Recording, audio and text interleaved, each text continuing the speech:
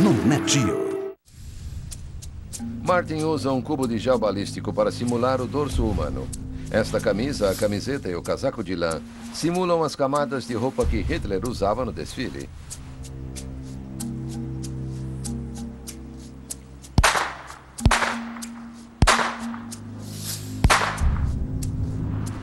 É o tipo de camisa de Clyde Barrow. Tem alguns buracos aqui. Isso me diz que Adolf Hitler teria levado uns bons tiros. Mesmo a uma distância de 7,5 metros, parece que a arma de Bavot tinha poder penetrante o bastante para fazer o trabalho. Ela atravessou tudo. Isso quer dizer que a bala passou pelo casaco, pela camisa, pela camiseta, pelo corpo e saiu pelas costas.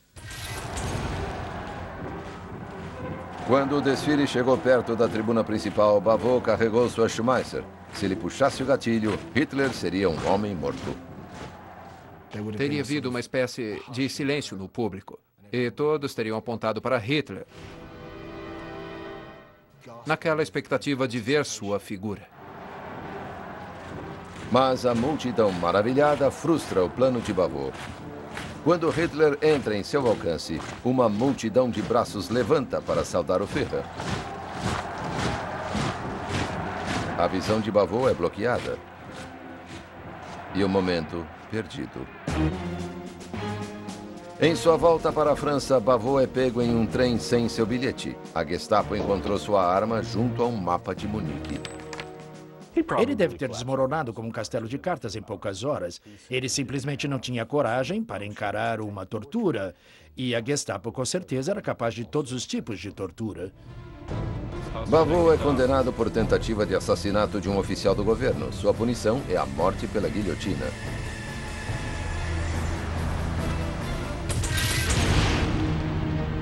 Hitler considera ter escapado do atentado mal sucedido por um triz. Sua sobrevivência, ele diz, é evidência da intervenção divina. Ele via a si mesmo como o salvador da Alemanha, protegido pela providência para fazer grandes coisas pelo país. A trama de Bavot expõe a vulnerabilidade de Hitler ao caminhar por estas ruas estreitas e lotadas em um evento tão amplamente anunciado. O desfile anual de Munique de 1938 é o último. Com o aumento da agressividade de Hitler, os atentados para matá-lo ficam mais centrados. Em março de 1939, ele assume o controle da Áustria. Tropas alemãs ocupam a Tchecoslováquia sob ameaça de guerra. A grande maioria da população alemã vê isso de maneira positiva.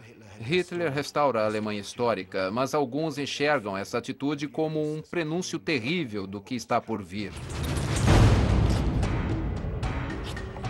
Um deles é o carpinteiro alemão de 36 anos, Georg Elsa. Ele teme que os nazistas levem o país a uma guerra desastrosa. Elsa decide que Hitler deve ser detido. Ele era um solitário, achava que não deveria dividir seus segredos com ninguém, e isso o deixava em uma ótima posição com sua trama. Atentado 21. A tentativa de assassinato número 21 aconteceu na mesma comemoração anual que Maurice Bavot tentou interromper um ano antes.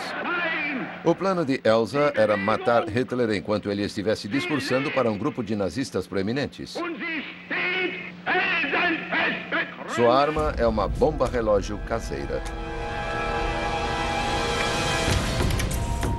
Ele era um mecânico experiente, era um marceneiro. Entendia muito bem como as coisas funcionavam. Então, quando chegou a hora de sentar e formular um plano para matar Hitler, ele o fez com uma perfeição incrível. É quase como se ele tivesse nascido para ser o assassino perfeito. O discurso de Hitler irá se realizar na Burger Barroquella, uma grande cervejaria de Munique. Elsa planeja instalar sua bomba na pilastra atrás da tribuna onde Hitler irá discursar. O plano de Elsa corria muitos riscos. Qualquer um que tentasse assassinar Hitler estaria efetivamente entrando em uma missão suicida. Durante o outono de 1939, Elsa entra sorrateiro na cervejaria depois que o local fecha. Noite após noite, trabalha sozinho no escuro, entalhando um buraco na pilastra para sua bomba. Ele devia ter nervos de aço. Era um homem extremamente corajoso. Todas as manhãs, antes do bar ser aberto, Elsa cuidadosamente recoloca o revestimento de madeira na pilastra, varre a sujeira e sai por uma porta nos fundos. Elsa planeja estar na Suíça quando a bomba explodir. Para isso, precisa de um relógio especial que trabalhe por vários dias. Ele constrói um aparelho elaborado que consiste de 2 mecanismos de relógio, que permite até 144 horas de folga antes que a bomba seja detonada.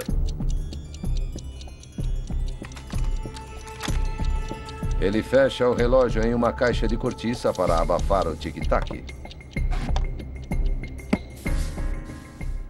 O relógio que ele construiu era uma maravilha. Até mesmo hoje, seria considerado uma obra de arte. Mesmo que o relógio funcionasse perfeitamente, será que a bomba de Elsa seria poderosa o suficiente para matar Hitler? À procura de respostas, o autor Roger Moorhouse e o especialista em armas John Gresham vão a Berlim, lar dos arquivos nacionais alemães. Aqui, entre as estantes de arquivos do governo da era nazista, eles encontram documentos que ajudam a entender a tentativa de Elsa de matar Hitler. O que temos aqui é o arquivo da Gestapo do interrogatório de Elsa. Sabemos que ele chegou à cidade com 50 quilos de vários tipos de explosivos. Se ele tinha 50 quilos de explosivos, ele usaria cada um deles para criar o máximo de estrago e morte dentro do salão.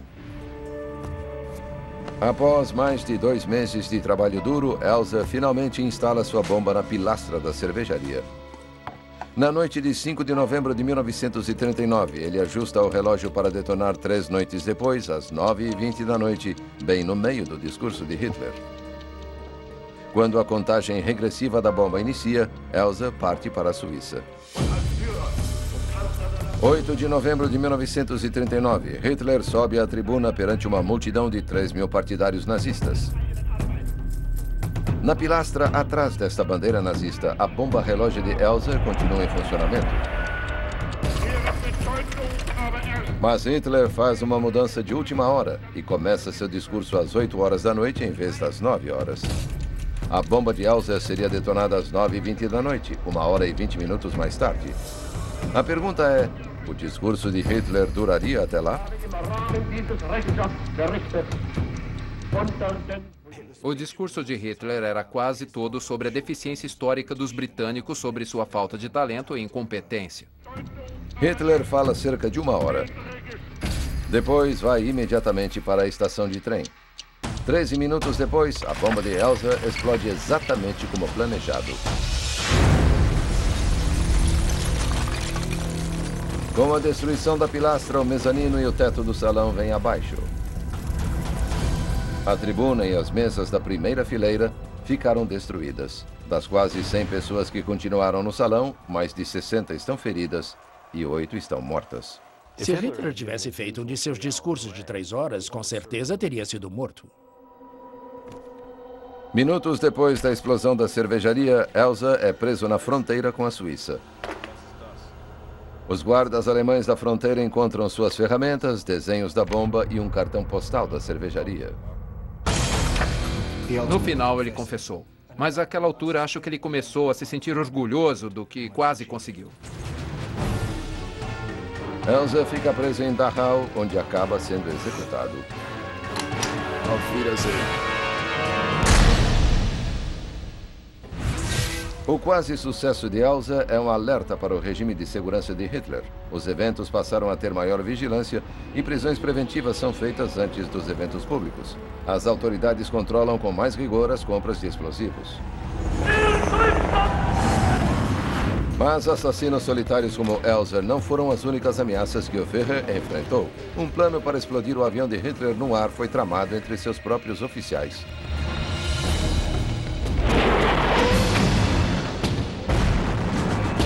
Em 1º de setembro de 1939, a Alemanha invade a Polônia. O ataque relâmpago nazista varre a fronteira com a Polônia. Varsóvia cai em questão de semanas. Foram colocados sob um regime esmagador. A Polônia estava desmembrada. Qualquer um que olhasse torto para um alemão estava sujeito à execução instantânea. Milhões de pessoas morreram.